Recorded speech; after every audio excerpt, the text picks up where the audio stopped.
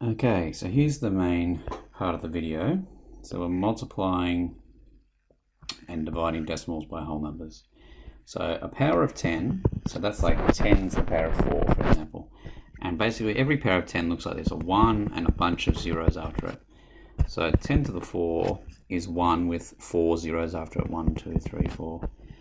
10 to the 7, why did I give myself a big number, is 1 with 7 zeros after it. That's right, so 10 million, okay? So you should hopefully remember from primary school that if you multiply by powers of 10, you move the decimal point however many zeros there are, okay? So if I multiply by 10, I move it one decimal place. You can remember to the right, or you could just remember that you're making the number bigger. So multiplying by 10, I move it one place, so it becomes 8.1. Multiplying by 100, there's 2 zeros, so I move it 2 places, so I get 321. I like to think of this as saying this is 3 and a bit left over, and I need to multiply that by 100. So the idea is that the 3 becomes 3 hundreds, so I get 321 in this instance. Okay. And then how many zeros are there? 1, 2, 3. So I move the decimal point 1, 2, 3 places. So I get 800.1. I hope you all appreciate that those zeros are very important, right? 0.8001 is very different to 0.81, isn't it? Very different. Okay, so when we divide, if multiplying is one thing, dividing is always the opposite. So when we divide, we just move it the other way.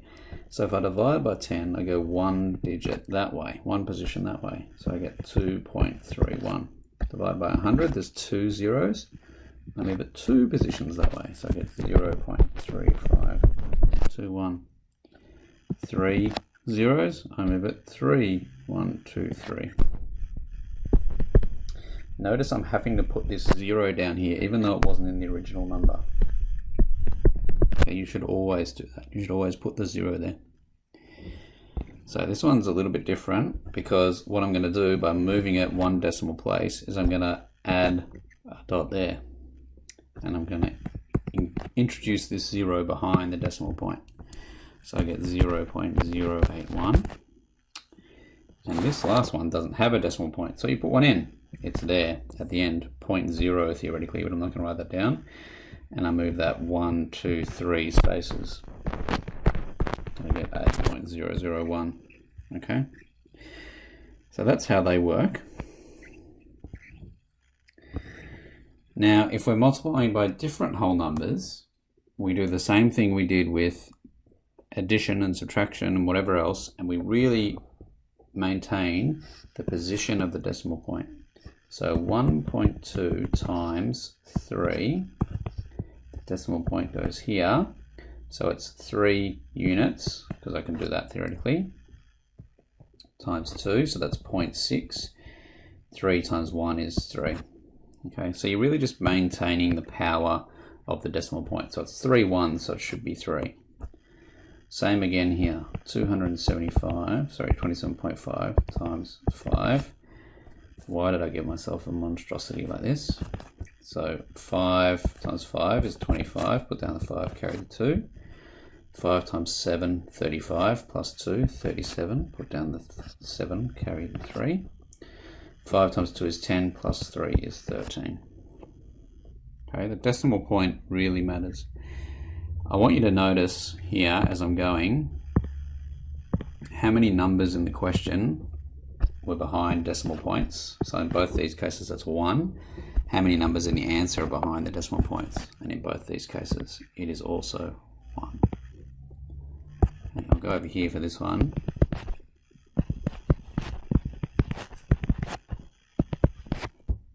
So I could do the same thing here, right? Where I could go, so 2 times 0.000201. I could do all that. Now, that's quite hard, okay? What I'm going to do instead, in this example, is I'm going to do something a bit different. And I'm going to kind of tease what's going to happen in tomorrow's lesson. which is I'm going to use this little fact that we noticed here, is that there's one decimal point in the question, so there's one in the answer.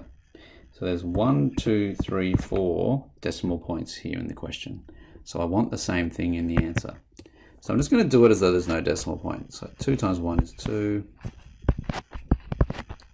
Put down the 0. 1 times 1 is 1. 0, 2. And I add those together. And then I just say to myself, well, there were 1, 2, 3, 4 numbers behind the decimal point in the question, which means there must be 1, 2, 3, 4 numbers after the decimal point in the question. And that gives me that as the answer. And if you look at the question and the answer, it kind of makes sense, right? I've got 0.02 roughly times 10 roughly. So basically what I should do kind of is just move the decimal point one place. I get 0.2. What do we have here? 0.2. So it kind of agrees with what we think should be the answer. Okay, division, a little bit different. 12.4 divided by 4. Again, the most important thing is the position of the decimal point. So do 12.4 divided by 4 like that. 4 into 1, how many times? No times. Move on. 4 into 12, how many times? 3. Remainder 0.